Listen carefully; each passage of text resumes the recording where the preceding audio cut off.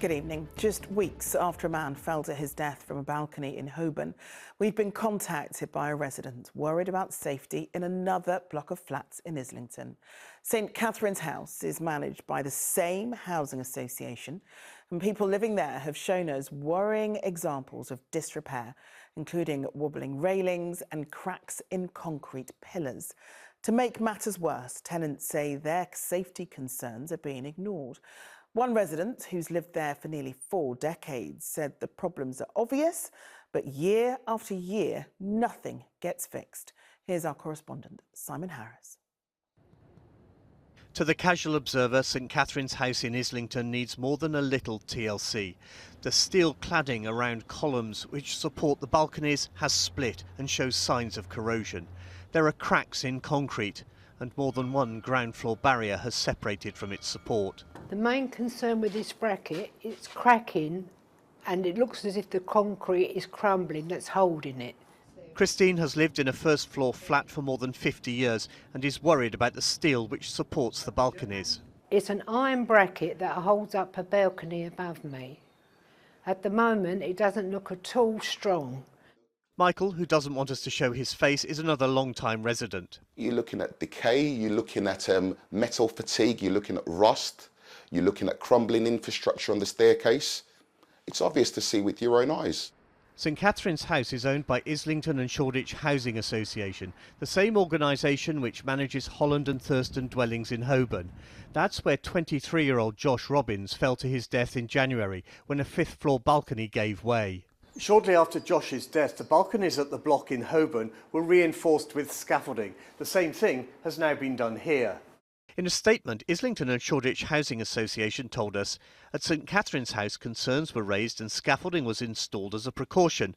We have identified the required works and are now appointing a contractor to complete them. This predates the tragic event at Thurston dwellings. But that's disputed by residents who say the contractors arrived last month after Josh's fall. About 2 days after, they came and put scaffolding around the balcony. Couldn't make out why they was here. And when the workmen did explain to us it's a safety measure because someone has had an accident and fell over a balcony. Michael, a property developer, said he first raised concerns about the building 4 years ago. There should be preemptive inspections every 10 years to ascertain the problem of the buildings. And there's an old saying, a stitch in time saves 9. So every 10 years, they should come and examine the building, see what needs to be done, and you should do preemptive maintenance. What response have you had from Islington and Shoreditch Housing Association? No response at all, despite the fact that I've notified them on numerous occasions. Islington and Shoreditch Housing Association told us it operates a planned repairs and maintenance programme, and resident safety is its highest priority. Simon Harris, ITV News, Islington. Good evening. The capital's courts and those across the country have been pushed to breaking point. Long waits for trials and sentencing mean victims can face a long delay for justice. Well, today, the government's reinforced its plans to clear the court backlog by getting rid of juries in some cases, leaving decisions solely in the hands of a judge. And to reinforce the Justice Secretary's point, he took to Parliament to shine a light on one woman from London who faced a gruelling 7-year fight to see her ex-partner jailed. She told us the drawn-out jury trial she faced benefited her abuser, not her. But not everyone agrees. There are warnings it could lead to a rise in miscarriages of justice. Our political correspondent Simon Harris reports. Just over 10 years ago, I met my partner, and within the first 3 months, he started to assault me. Katie is a victim of crime and of the criminal justice system. She had a successful career in property management in London when her partner began to attack her. It would be a decade before he was found guilty. I feel like the court system was in his favour through the delays. He wanted me to go to a jury trial because for him, he would get to see me and he would get to question me and put me through hell and back again that he's done over the years. The government's answer to the long delays in bringing cases to court is to take away the automatic right to have a case heard by a jury. But it's controversial. Some criminal justice charities say juries aren't the problem. We know that prison vans contracts are not being properly managed, so they're often late to court. Court buildings themselves are quite literally falling down. The proposed restrictions to jury trials would affect offences with a likely sentence of less than 3 years. These could include sexual assault, GBH and theft, or complex or lengthy cases like fraud when it is deemed in the public interest. The most serious offences like murder, manslaughter or rape would still be heard by juries. In Parliament, the Justice Secretary said Katie's experience reinforced his argument. Her life fell apart in that period. It left her mental health in tatters. It caused her to lose her job. And Madam Deputy Speaker, this is an injustice. It's Katie's injustice. But other MPs are worried. Magistrate courts will struggle to absorb such a large increase in demand. So we may not see the faster justice that he is promising under these proposals. One MP recounted her recent visit to Isleworth Crown Court in West London. Recently they've had delays because the cells have been too cold for defendants or Serco staff to use in the courts. They are routinely having defendants delivered late by Serco. For us as victims of domestic violence, the longer you leave it for us to get to court, the more chance we're going to go back to them, because that's what they make us do. Katie is in favour of the changes. Her abuser is serving a 4-year prison sentence. Simon, just how bad is it in London?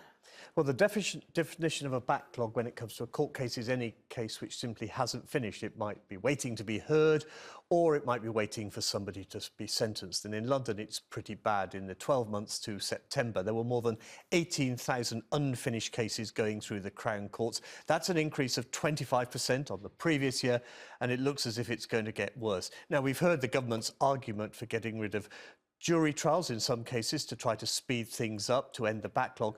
But opponents, not just MPs, but politicians, including the Criminal Bar Association, say the real answer is to spend more money. OK, Simon, thanks very much. But first, ministers look set to confirm another big increase in the cost of the new high-speed railway from London to Birmingham. The announcement is likely to include yet another delay to the opening of the controversial line.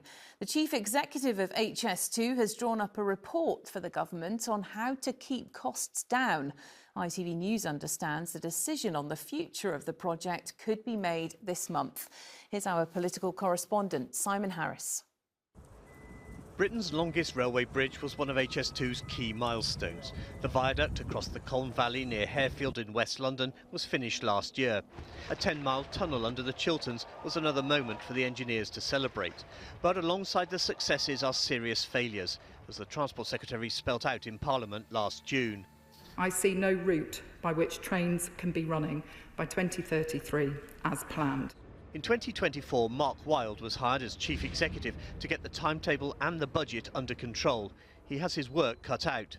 In 2013, the estimated cost of the line from London to Birmingham was £19 billion.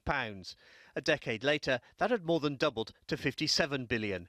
By 2024, it was £66 billion, more than triple the original price. But even that figure is out of date. Some reports have suggested it could exceed £100 billion. Mark Wilde has now finished his review, and it's understood ministers are considering his proposals. Euston has suffered more than most from the uncertainty over HS2. Work on the new station was put on pause for 2 years, but not before almost 300 homes were knocked down. Local shops and restaurants have endured 6 years of construction noise and blight. People normally would avoid any noisy areas or constructions going on for many reasons. One, they cannot sit around here, have a quiet peace meal. Another is the environmental effect, that people don't want to be around construction sites because of the pollution. Until the new station at Euston is finished, and no one yet knows when that will be, HS2 passengers will start and finish their journeys at Old Oak Common in West London. This will become one of London's busiest railway hubs. In 2010, ambitious journey times were suggested by the then Rail Minister, Sadiq Khan. Given a total journey time, for example, from central Birmingham to Canary Wharf of just 70 minutes, and from Leeds to Canary Wharf of just 1 hour 40 minutes. Today, the local MP says HS2 is needed in West London more than ever. I think it's vital it goes ahead, because in West London there'll be 22,000 new homes, 19,000 more jobs. It will regenerate that whole area. But I do get that with an infrastructure project of this size, you've got to get it right. In 2010, we were told the first trains would be running in 2026.